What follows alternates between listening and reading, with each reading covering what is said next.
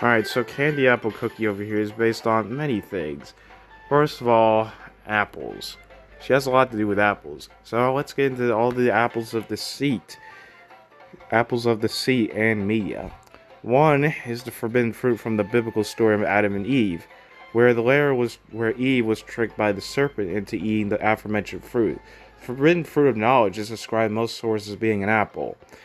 So the connection further is reflected by Shell Milk being the snake of the seat, the serpent of the seat. So yeah, who's all this with the tree of knowledge and who is associated with the tree of knowledge of good and evil. Another potential inspiration comes from the poison apple from the story of Snow White. We know that apple with the skull-like pattern on it. Yeah, a deceptively delicious offering that instead leads to a state of deathly sleep. The apple didn't really look delicious to me. The third inspiration may lie in the apple of discord, which is something that I just known about. It's a golden apple, and it's from Greek mythology. Befitting candy apple cookies claim that she was created by Shadow Milk Cookie, and directly reflecting her involvement in turning Gingerbread and his friends against Pure Vanilla Cookie during the Spire of Shadow story. And also, candy apples are heavily covered in sugar. They may seem good because they're apples, but they have that candy syrup all around them, so they're really not that good for you. And they're high in sugar as well. They great, so yeah, sweet deceitfulness. A candy apple cookie kind of looks like a demon. She has demon horns on top of her head, so yeah, kind of like she is demonic. And you have Shalmo Cookie as the deceit, the serpent of the sea. And you have Black Sapphire Cookie. The also has the wings too. These bat wings that both of them had. So, which is a common thing that a lot of demons have. Cartoon demons. So, yeah, they definitely did went out of their way here and make a good design here. And she's also wearing gothic. She's based on a goth girl. Yes, she is. I don't care. And she's also wearing and also, she's wearing Mary Jane's shoes over here. And also, yeah, she has like a lot of gothic Lolita fashion over here. So it makes sense what they did with the design. It's a pretty good design, I'll say that. Alright, so Black Sapphire Cookie's whole appearance over here seems to draw inspiration from his clothing and everything. This seems to draw inspiration from the Victorian Edwardian eras, particularly in the way his suit is designed. The wings mimicking a tailcoat paired with the white cravat, gold embroidery, and gemstone embellishments is reminiscent of the formal wear worn by aristocrats, entertainers, and illusionists from the 19th to the 20th century. His overall elegance and theatrical flair also brings to mind late Victorian dandy or cabaret host aesthetics. Yeah, and they took it a little way and they just, made a demon version of it. And also, the thing he has here, this staff right here, seems to be inspired by, yeah, radio show staffs. And it's also an eye, kind of like an eye to the underworld. And also, it does turn into a creature. Well, it is sentient, so like it's based on sentient weapons, kind of like the Darkin from League of Legends. But anyways, outside of that, also, but what is this main ingredient, you may be asking? Well, Black Sapphire Cookie's flavor is a pun of the Sapphire Gemstone, which that's actual gem, but his is based on a purple sapphire, which is actually a real thing, and the sweet sapphire grape, also referred to as the Black Sapphire grape. Haha. In Korean-speaking circles. The sweet sapphire, unique in its elongated ovular shape and deep onyx color, has been the subject of culinary trends around the world, including in South Korea, where Dead Sisters headquarters is located. The oblong shape of the grape is reflected in Black Sapphire Cookie's similar shape language, with his earrings, brooch, and microphone staff all being oval in shape or in display of oval elements, even his pupils, I guess. His stark black and purple rimmed palette derives from the pitch color of the grape. The word sapphire in Sweet Sapphire and Black Sapphire was reinterpreted in a literal sense in Black Sapphire Cookie's gemstone motif, as seen in the microphone's central stone and jewelry accessories. The focus setting on glisten splendor highlights his persona of a radio star and a larger-than-life figure whose words carry more weight than others. Black Sapphire Cookies as a Roman monger and its great flavor together relate to the English item hearing saying of hearing through the grapevine, which refers to the act of participating in gossip. This connection may be a coincidence, however, the English-centric phrase may not be relevant to the Korean individual behind Black Sapphire Cookie's creation. Alright, is a general character, has several connections to radio, the first form of broadcast media invented. Such forms of mass media are unrevealed in their ability to share information and misinformation, especially given the more personal roles that radio show hosts take to other forms of media. It seems like Black Sapphire Cookie took that literally. And why is he a support, you may be asking? I mean, he is dealing poison damage, so I mean, not really much. Well, let's see it. It explodes after a certain period of time, inflicting poison, debuffing, and poison-type damage.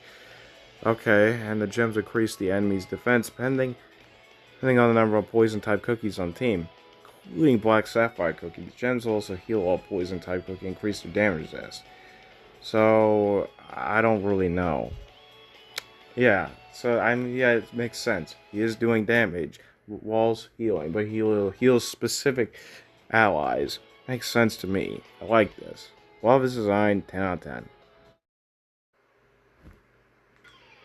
Alright, so Wedding Cake Cookie, there's not really much to say about it. Her Wedding Cake Cookie is clearly based on and is named after wedding cake, and she's even designed after it. Like, look, and she's wearing a ball gown, and it kind of looks like she's wearing a wedding dress. And number 2, she's based on your typical white woman. I'm sorry. I'm not being racist. I'm not being sexist. That I don't know how else to describe this character. White woman. Like, she clearly has the mannerisms one, talks like one. I'm not making fun of the voice actor, but that's what I know. This is all a joke. Do not come after me. Alright, so Black Forest Cookie over here is based on Black Forest cake. Yes, a German dessert, and they're even common at weddings. I mean, if anything, it goes with the wedding cake theme, their whole wedding theme. And also, Black Forest Cookie is also based on Creepy Girls. Based on Creepy Girls. She speaks like one, she has the mannerisms of one. It makes sense here. And it seems like, why did she turn into a monster, you may be asking? I really don't know. I guess because having a monster bride. Is it based on that one scene from freaking Monster vs. Aliens where one of the characters turns into a monster? I don't know, man. Or turns giant? I'm not sure. But yeah. Is she based on that? And her bouquet of flowers right here is based on the creaming, and the berries are typically on Black Forest cakes, the dark cherries and with the frosting underneath them. Yep, it seems like Black Forest Cookie here took that inspiration and went very far with it. The more interesting one out of the two.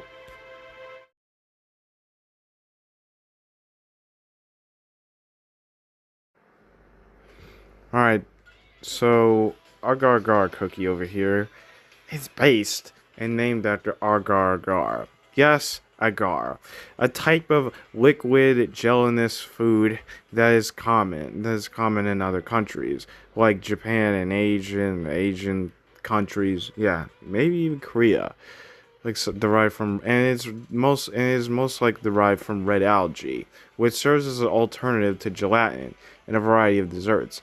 In reality, agar-agar is flavorless on its own and absorbs the flavor which it's added to. You know, kind of like noodles, certain spices, sauces, that sort of stuff. And it also reflects on why agar-agar cookie just sucks in all the stuff that the legendary cookies have, their powers, in a mirror. So, yeah. And that also brings me to another thing. Her mirror powers are based on a lot of creatures that use a mirror to fight. Magical mirrors. Even Kirby and the Amazing Mirror kind of did this, where a natural force comes out of it. Makes a lot of sense. And also, so there's another thing which Agar-Agar Cookie kind of resembles. The red algae is right here on her thing, behind her, and the false eyes you can see on the back of her sprite, which kind of resemble false eyes. Yeah, eye mimicry, which a lot of animals do in nature. Even, I guess jellyfish even do it, which brings me to another thing Agar Cookie is based on. Agar Cookie resembles a jellyfish. Yeah, that's a jellyfish, alright. And yeah, and sometimes the medusas. Some jellyfish are called medusas. So, which also brings that Agar Cookie kind of looks like the Rune Factory 5 Medusa. You can kind of see it in the back. You kind of see it. It looks very similar. And also, Agar Cookie, whole thing of sucking powers may be based on how jellyfish suck in their prey. Like they stun them with the tentacles and they suck in their prey into their heads. Yeah, pretty dark animals. But what is Agar's hair based on? Well, as mentioned before, it seems to be based on terigami, the style of Japan's Heian periods, yeah, which a lot of noblewomen had, alongside its modern derivative, the Heim cut. Yeah, which is the most common haircut among Asian women. In particular, Agar Cookie's hair consists of blunt bags cut into four main strands with scalp ends. So it kind of resembles something new agar that was cut with takurten, a type of Japanese instrument that is cuts agar into squares. And yeah, it seems like she's had it right here on her thing. The hair, like the cubes and all that, kind of resemble agar cubes. And her outfit seems to be based on is a kimono. So yeah, makes a lot of sense. And the red algae that on her mirror, that seems to be taking the appearance of her mirror. So yeah, pretty interesting design. Alright, so cream soda cookie over here is based on and is named after cream soda. Cream soda is a sweet carbonated soft drink flavored primarily with vanilla. Okay, and sometimes they can betray different, and they're very colorful. They can be green, red, blue, brown, etc. You get the idea. And that topping on the top is not ice cream. That's cream that's mimicking ice cream. So, yeah, it's actually cream. Well, it's like an outfield design to mimic cream. So it's not really actual ice cream or cream. It's just something that's mimicking it. And it seems like Cream Soda Cookie's hat seems to be betraying that. And Cream Soda Cookie is also, and the hat she's got on her head is kind of like mimicking, you know, sailor hats because she's water type. And also that sword that she has is a rapier. A rapier is we already talked about in the Raspberry Cookie segment all the way videos back. It's a long sword. It's meant for like slashes and stuff, quick attacks and all that, you know.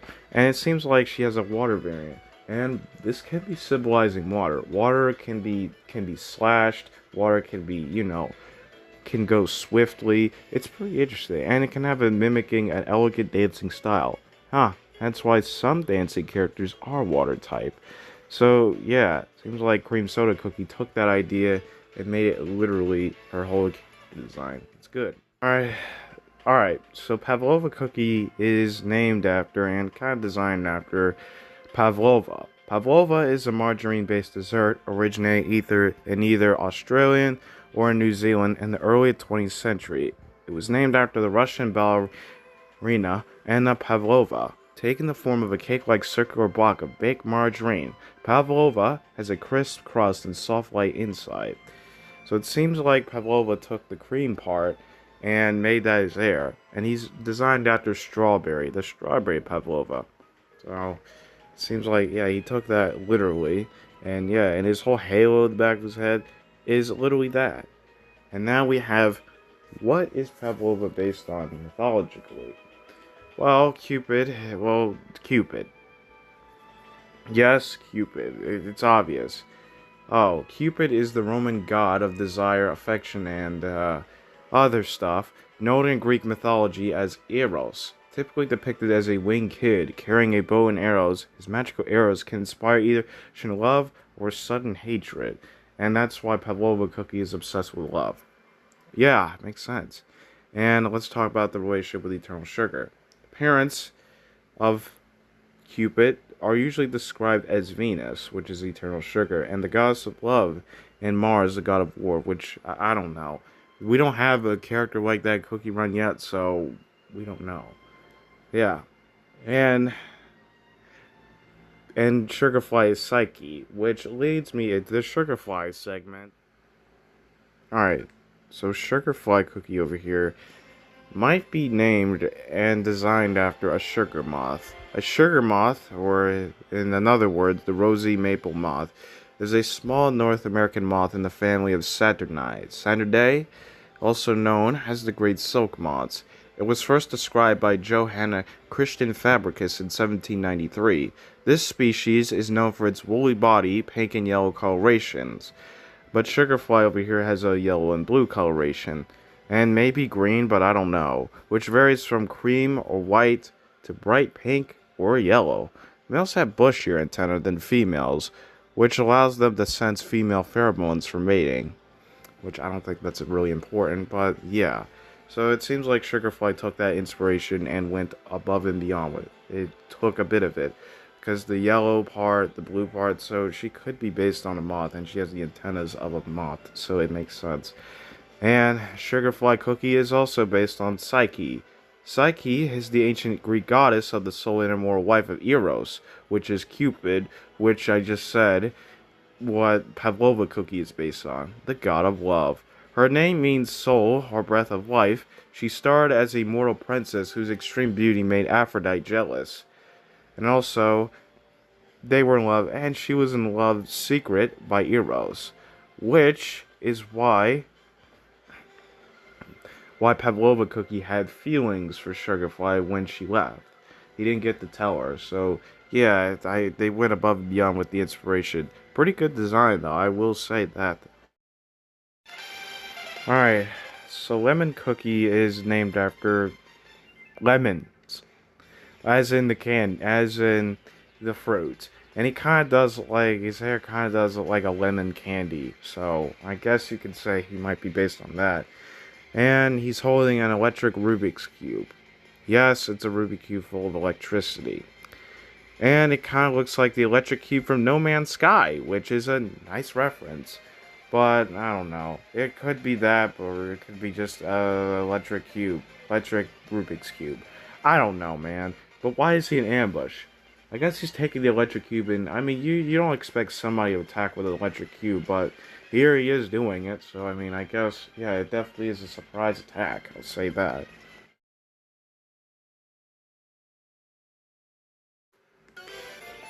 Alright, so Orange Cookie is based on, and is named after oranges. I can see the orange slices on her hair. They kind of like the orange slices that came in fruit cups back in the day when we were growing up as kids in school.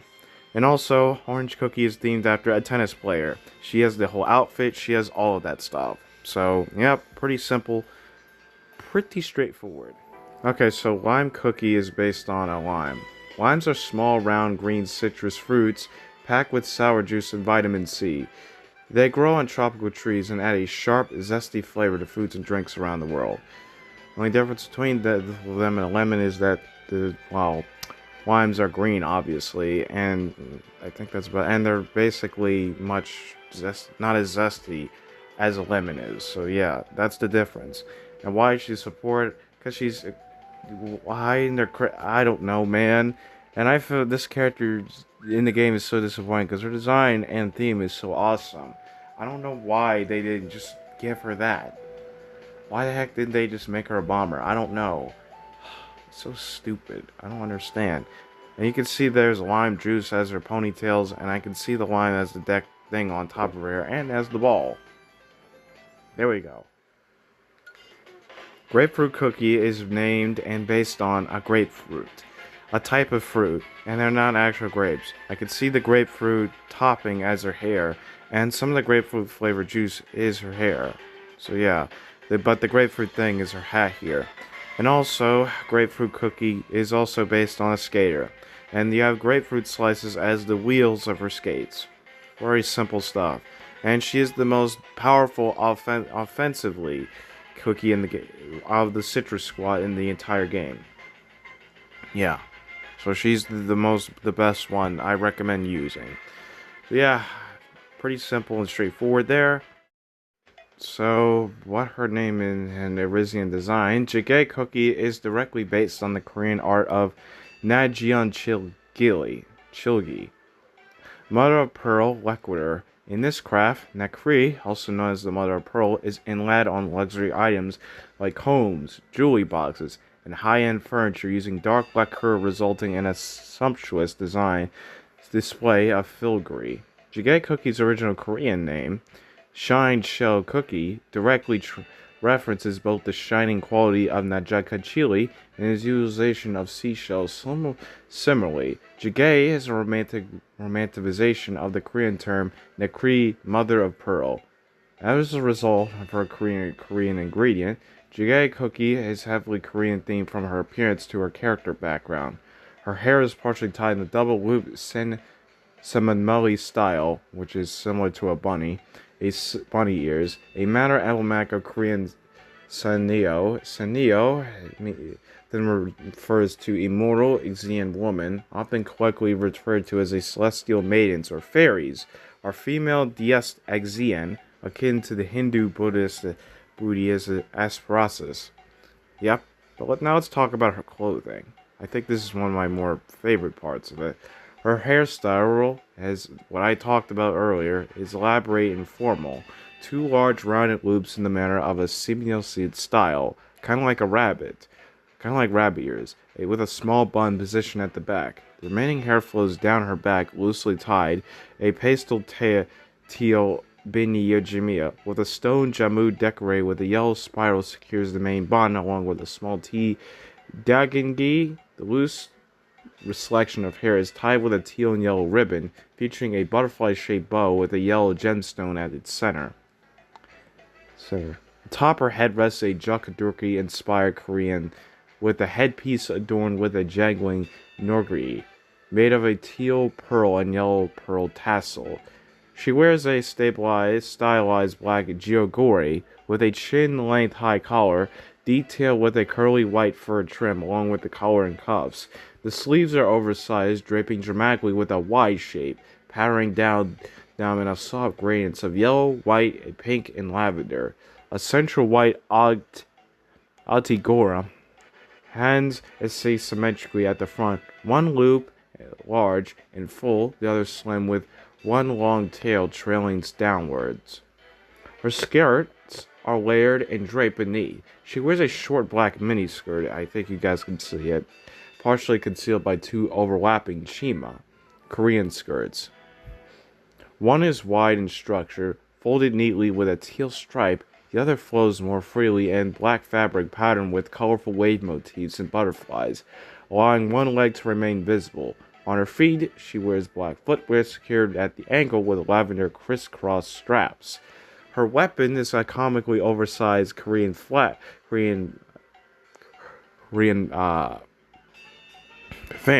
a Hapujusikin, a type of traditional Korean holding fan introduced in the Goryeo era and later popularized in the Joseon era. The fan's leaves are pure white, contrasting with the black guard that lacquered and intricate lavender mother of pearl patterns. The sticks of this fan are also black, detailed with butterfly motifs when she spreads it. So yeah, seems like Jjigae Cookie is a pretty Korean-inspired character, I do say so myself, with a 10 out of 10 design.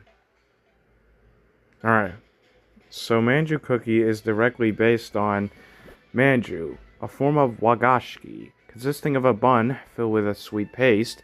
As a result of its Japanese main ingredient, manju has a lot of Japanese-inspired elements all over the place in his design. Let's get even his character background and clothing, which we're going to get into later. Manju Cookie appears to draw inspiration from obviously a kitsune, fox spirit, Japanese folklore. This connection is most likely evident in his general fox hair appearance. So, yeah. So he is the actual kitsune than the actual kitsune cookie we had already. And he has a fluffy tail and an overall slender yet agile build, like of many foxes. His light-colored fur and hair with warm beige and soft gold hues align with common depictions of Eleven or celestial kitsune, which are often shown with pale or white fur. Although traditionally not portrayed as merchants, kitsune are closely associated with Inuri Aokamai, the Shinto deity of rice, prosperity, fertility, and trade. Inari's fox spirits often serve as messengers and guardians of wealth or success, and his role as a merchant echoes that. His elaborate bow, ceremonial dress element, and stylized smoking pipe further hint at a ritual of spiritual connection. I'm surprised he doesn't have ghost flames around him. Oh yeah, and his clothes seem to be based on. He wears a white sarashi wrapped lightly around his chest. Over this, he wears a black and white kimono, worn loosely and asymmetrically. One sleeve is left hanging beneath his arm, exposing his sarashi and shoulder. His lower body is dressed in beige Tobai-style pants that are wide at the thighs and taper around the calves. When they are tucked into white socks, his footwear consists of Geta sandals, common, more specifically Tango Geta, a variation with a single platform tooth beneath each sole. A large red woolen ribbon is tied at his lower back. The ribbon is thick, textured, and features long tassels that hang upward. He has a large upright fox ears with darker inner. So yeah, and his weapon is tied at his hip with a red. The weapon resembles a custom staff with a sharp angled end, appearing to serve both slashing and stabbing functions, which he might be doing in his animation. Now that why he's in ambush. He also carries a long, thin smoking pipe with an East Asian, likely a Kisir, Japanese kitsuru smoking pipe with a metal mouthpiece and bowl. So yeah, it seems like they went above and beyond with the design. I give this design a 10 out of 10, or 9 out of 10. Alright, so Seltzer Cookie over here is based on seltzer, a type of carbonated water. That is water infused with carbon dioxide gas under pressure, creating a refreshing fizzy drink. It is sold as plain seltzer, mineral enriched club soda, or flavored sparkling water. It often has the same hydration as regular water with 0 calories, though it is slightly acidic because of the soda fizz in it. So yeah, it seems like Seltzer Cookie took that literally with the bubbles as her hair. Which, yeah. Well, let's get into her clothing. Her clothing seems to be based on a religious missionary Christianity missionary dress. That literally is what it is. You have the hat, the gown, and then you have the dress. It literally makes so much sense. I can't really find any on Google, but I've seen some in real life, which I should be taking more pictures of, that look just like it. And it looks so accurate. I said, oh, that's Seltzer Cookie in real life. And the gloves she's wearing are opera gloves. Yeah, in my headcanon, Seltzer Cookie sings opera in her spare time. No one knows, only but I know. She does it in secret, so no one is none the wiser. Yep, I love Seltzer Cookie. She's amazing. She's good. She's the best. Menthol Cookie is based on and is named after menthol. Menthol is a natural or man-made chemical compound that creates a cool feeling in the body. Primarily found in mint plants like peppermint, used as a flavoring agent, and added to various medicines and tobacco products. Meaning that, yeah, one of the characters in the game is themed and named after a drug. A certain... Oh my god, that's funny. Okay, that's pretty funny. I ain't gonna lie. Alright, so... Menthol Cookie over here. Why is he a bomber? Well, and also, his lamp is in the same shape as the menthol compound symbol. That was pretty genius. And the reason why he's a bomber is because, well, he's using that lamp right there, that thing, to make an explosion. Yeah, that's literally what a bomber does. Thank you, we finally get a bomber that actually feels like a freaking bomber. Thank you. The next bomber is definitely not going to do that, but we'll get to them later. Yeah, Mental Cookie's clothing might be based on a bishop's clothing. Yeah, you have the robes and everything. You even have the thing right there. So, yeah, this man literally is a bishop. I already said that Seltzer Cookie was a missionary, so it seems like Mental Cookie is based on another religious figure, that being a bishop. Makes a lot of sense. Okay, so Charcoal Cookie is named and based on charcoal. Charcoal is a lightweight black carbon residue. People make it by heating wood or other organic matter with very little oxygen. It is widely used for cooking, art, and filtering. So yeah, it seems like they took that idea and made that his hair, his clothing, and everything. So, What is he based on, well, thematically? He seems to be based on an Undertaker or a funeral director. He's a funeral director. Funeral directors, they direct funerals and they help rest, and undertakers help rest the dead. He's not the wrestler, he's not the wrestler, unfortunately, but he's still something called Undertaker. You have Miss Undertaker from, what's it called? Showdown Bandit. So yeah, I don't know. We can have more Undertaker characters, and he kind of does look like a Showdown Bandit character. Just look at him. So yeah, that was it. Okay. So Salt Cellar Cookie over here is based and named after a salt cellar. A salt cellar is something that type of tableware for holding and dispensing salt, also known as salt shakers. The word salt cellar comes from the English word salt and the Anglo-Norman word salar, Latin sal, which means salt container. In the Middle Ages, salt cellars were a sign of prosperity, and that's why salt cellar is a prosperous knight, which also leads, she's based on a female knight, which is a Dame. I don't know if this word is a bad word, but I'm not going to say it. Yeah, so yeah, that's why she's based on. And Salt Cellar's little staff here kind of looks like a salt shaker. It kind of looks like one. I say you just turn your head a bit and it kind of looks like one. Yeah, she's a knight, and that's why she's a defense. And the first defense cookie to use defense toppings. Ain't that funny? Instead of damage resist. I love Salt Cellar. He looks like a steel type Gardevoir, which is a good thing. I'm not saying that as an insult. I love her. Chess Choco Cookie, they're based on chess pot pieces, the concept of chess. One, and also chess pieces specifically. The white one and the brown one, which leads me to believe white choco is based on white chocolate and black choco is based on dark chocolate. And they turned on the concept of chess, which is actually pretty goddamn clever, I ain't gonna lie. And Chess Choco Cookie, also, why is Chess Choco Cookie a bomber? I honestly have no idea, and I really don't know why they're a bomber. They could have been a magic, because they're summoning chess pieces. I guess because the chess slamming it down doesn't make mini explosion. I have no idea. I really don't have an idea on why they're a bomber. I genuinely don't know, cause other than AoE damage. I just don't know. And they have the chaos element.